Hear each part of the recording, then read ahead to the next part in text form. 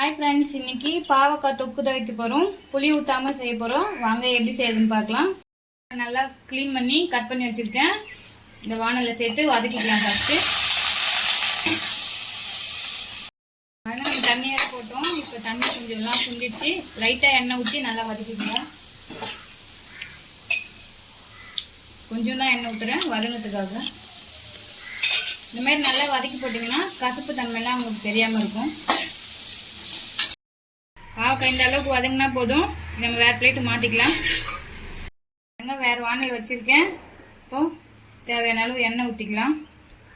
எண்ணெய் இதுக்கு கொஞ்சம் அதிகமாகவே ஊற்றிக்கோங்க. அப்போ தான் ரொம்ப டேஸ்ட்டாக இருக்கும்.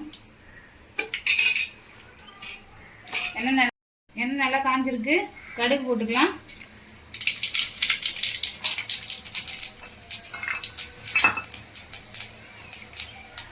கடுகு பொரிஞ்சதும் பூண்டு ஒரு கையளவு எடுத்து வச்சுருக்கேன், அது சேர்த்துக்கலாம்.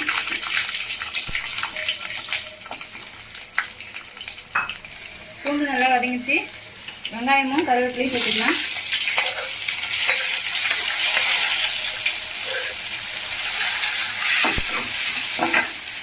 வெங்காயம் கருவேப்பிலையும் நல்லா பொன்னிறமாக வதக்கி வச்சுக்கலாம். வெங்காயம் நல்லா வதங்கிச்சு. தக்காளி சேர்த்துக்கலாம். இப்போது குழம்புக்கு தேவையான அளவு உப்பு சேர்த்துக்கலாம். இந்த ஸ்டேஜில் உப்பு சேர்த்திங்கன்னா தக்காளி நல்லா மசிஞ்சு வதங்கும். நல்லா மசிஞ்சிச்சு.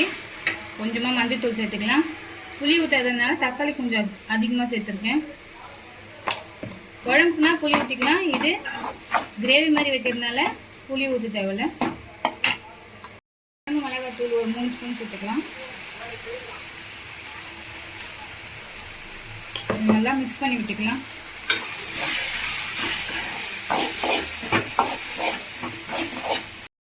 மசாலா நல்லா மிக்ஸ் ஆகிருக்கு. பாவக்காய் சேர்த்து மிக்ஸ் பண்ணி விட்டுக்கலாம்.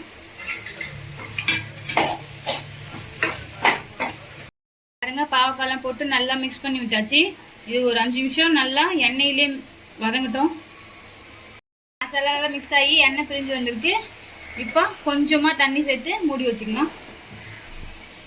போதும் தண்ணி மிக்ஸ் பண்ணிவிட்டு ஒரு மூடி போட்டு மூடி வச்சுக்கலாம்.